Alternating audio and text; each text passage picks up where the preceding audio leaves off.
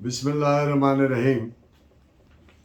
आज का लेक्चर है section 71 PPC read with section 26 general clauses act 1897। आप जानते हैं कि प्रिंसिपल ऑफ डबल जेपर्डी यानी एक शख्स को, मुलजिम को एक जुर्म के लिए 2 दफा सजा नहीं दी जा सकती। और चूंकि section 71 PPC read with sections 40, 237, 235 CrPC हमें तरीकाकार समझाती बताती हैं, प्रोवाइड करती हैं कि सजा कैसे देनी है। तो सेक्शन 26 जनरल क्लासेस एक्ट एक प्रिंसिपल प्रोवाइड करता है कि double jeopardy, known as popularly known as principle of double jeopardy. तो इसी से कमेंसुरेटिव सीआरपीसी में भी सेक्शन मौजूद है, सेक्शन 403 सीआरपीसी, कि एक शख्स को एक ही जुर्म के लिए 2 दफा सजा नहीं दी जा सकती। और डबल पनिशमेंट से हमारा कॉन्स्टिट्यूशन भी प्रोवाइड करता है, कॉन्स्टिट्यूशनल आर्टिकल भी मौजूद है। तो इस पे हम बात करेंगे। इस पे आप अगर जजमेंट यानी सेक्शन 26 जनरल क्लासेस एक्ट के तहत किसी मुलजिम को एक ही ऑफेंस के लिए 2 बार सजा नहीं दी जा सकती। ये असूल ना सिर्फ सेम ट्रायल में दिए गए मुलजिम को सजाओं पर लागू होगा, बल्कि ऐसे केसेस की बाबत भी जिनमें सक्सेसिव ट्रायल्स। अब ये सवाल पैदा हुआ कि ये जनाब एक सक्सेसिव ट्रायल, मसलन एक जुर्म है, एक ऑफेंस एक्ट में भी जुर्म है, दूसरे एक्ट में भी जुर्म है। अब वही एक्ट एक है, इलीगल एक्ट जो ऑफेंस है, लेकिन 2 डिफरेंट एनेक्टमेंट में, 2 डिफरेंट कवानीन में वो जुर्म है डिक्लेयर। तो अब एक के तहत उसका ट्रायल हुआ, सजा दी गई। अब दोबारा उसको सजा नहीं दी जा सकती फॉर द सेम ऑफेंस दूसरे एनेक्टमेंट के तहत। इसी तौर से अगर सेपरेट सक्सेसिव ट्रायल नहीं है तो भी, यानी मकसद मुख्तसरन यह है कि किसी सूरत भी डबल पनिशमेंट नहीं दी जा सकती फॉर द सेम ऑफेंस। तो इस पे आप नोट फरमाएं, AIR 1923 लाहौर पेज 342। ये जो प्रिंसिपल है और इसका जो ले डाउन करता है रेस्ट्रिक्शन, बार प्लेस करता है डबल पनिशमेंट पर, ये जो सेपरेट ऑफेंस के लिए सजाएं, जो सेपरेट ऑफेंस के लिए जिनके लिए मुलजिम को सेम ट्रायल पर दी गई हो, उन पर भी इक्वली एप्लीकेबल है। इस पे जजमेंट है AIR 1954 SAU 121। ना सेक्शन 71 पीपीसी और ना ही section 26 general clauses act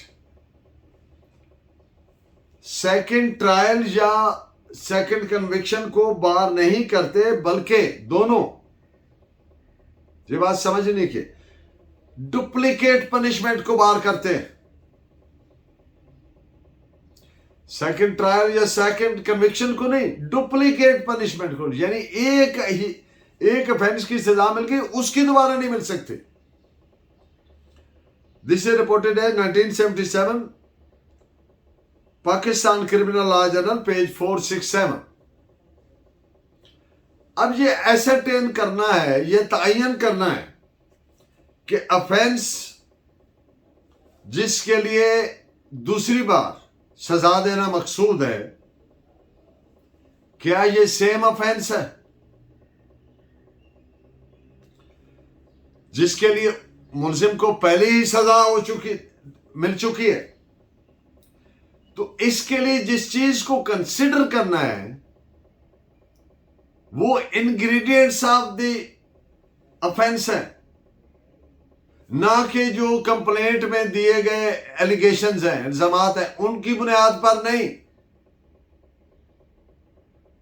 offence के इंग्रेडिएंट्स पर। यानी आप जानते हैं कि हर ऑफेंस का एक मेंजरिया होता है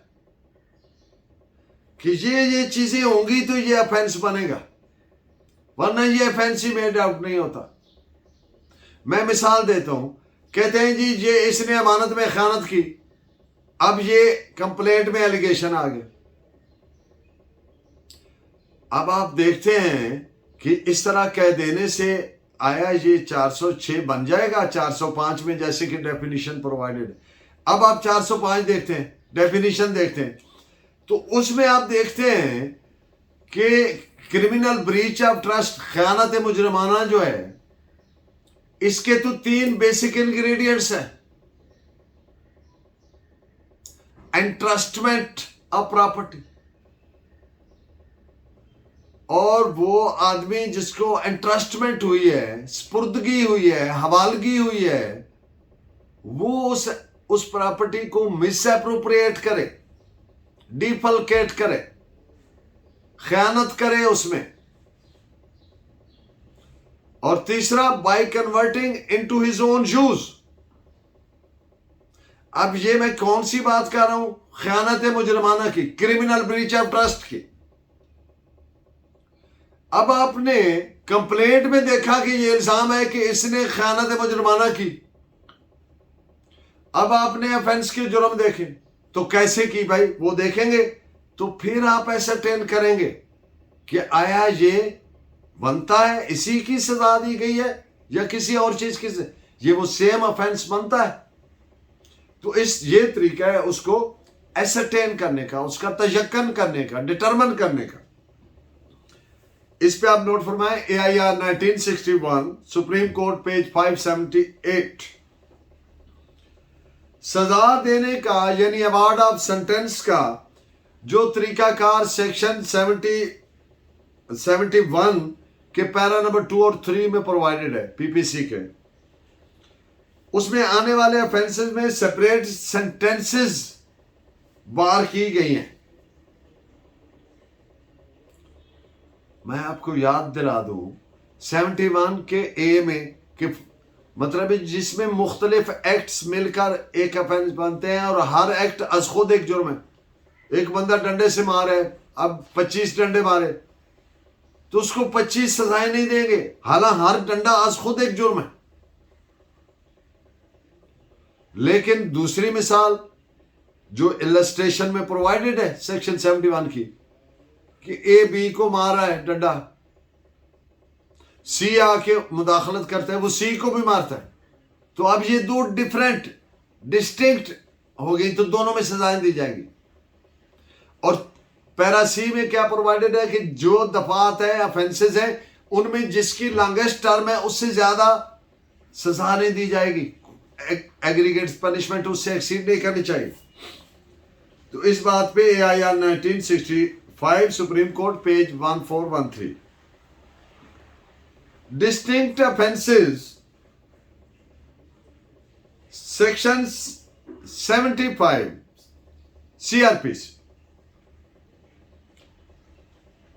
सेक्शन 35 CRPC, इसमें जो 71 में डिस्टिंक्ट ऑफेंसेस की सूरत में जो पाबंदी लगाई गई हैं, अब वो अगर आप देखेंगे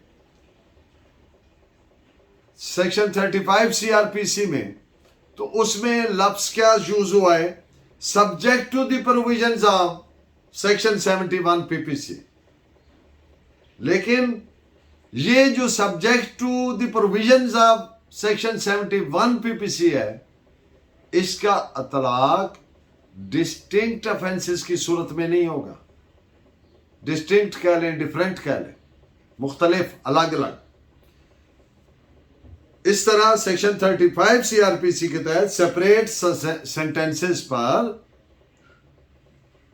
अलग अलग सजा देने पर कोई पाबंदी नहीं है।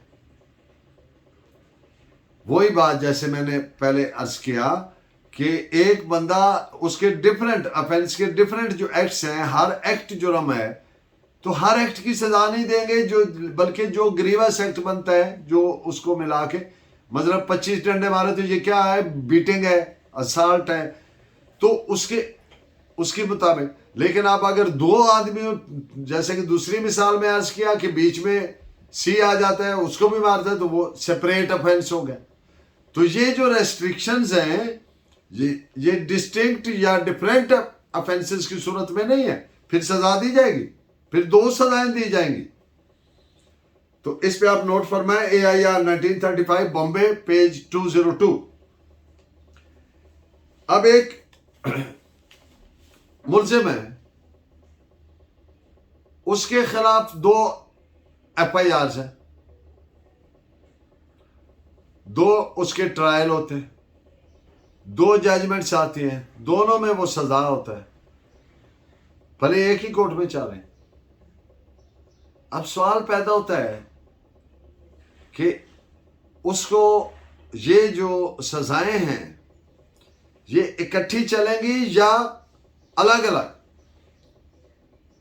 यानी कंकरेंट होंगी, चलेंगी एक ही वक्त में, या consecutively one after the other. तो इसका जवाब है कि ये कंसेक्टिव चलेंगी, शैल रन कंसेक्टिवली। क्यों? एंटायरली डिस्टिंक्ट और डिफरेंट वकूआ है।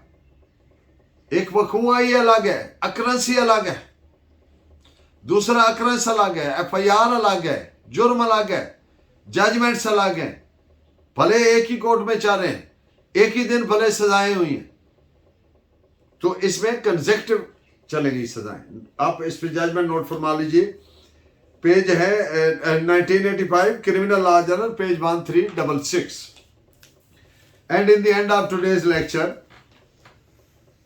अदालत के लिए सजा देने का जो क्राइटेरिया है, जो कोर्ट ने अपने ज़हन में रखना है, वो इन डिटेल भी बात करेंगे जब एक्सक्लूसिवली जो फिलॉसफी ऑफ पनिशमेंट है, थ्योरीज ऑफ पनिशमेंट है। लेकिन इस जजमेंट में जो बात की गई है उसके हवाले से हद तक बात कर रहा हूं कि कोर्ट ने सजा देते वक्त सजा को इतना नहीं बढ़ाना कि वो हाश हो जाए, हद से ज्यादा बढ़ जाए, और ना इतना कम करना है कि वो जो गिल्ट है, वो जो जुर्म है, उसके कमेंसुरेटिव ना रहे, उसके प्रोपोर्शन ना रहे, उससे गैर मुतनासिब हो जाए। एक बंदे ने फायर मार के जख्मी कर दिया तो उसको 500 जुर्माना कर दें, तो ये उससे कोई मुताबिकत तो नहीं है, कमेंसुरेटिव तो नहीं। तो ये चीज कोर्ट ने देखनी है। एक बात बार बार की जाती है कि ये जो कॉमन लॉ है इसके क्रिमिनल जस्टिस सिस्टम में कि accused is the favourite child of law. इस्लाम का यह तस्वर नहीं है। अगर accused is favourite child of law, should we take the complainant of the FIR as orphan child of law? तो वो यतीम बच्चा है। बात किसकी हो रही है? अदल की, इंसाफ की, जस्टिस की। तो फिर उसमें justice must be not only done but it must seem to be being done. इंसाफ होता हुआ नजर आना चाहिए। तो अदल क्या है, मीजान क्या है कि इक्वल ट्रीटमेंट हो। कंप्लेनेंट भी इसी माशरे का फर्द है जिस माशरे का फेवरेट चाइल्ड कहता है कॉमन लॉ मुल्जिम को।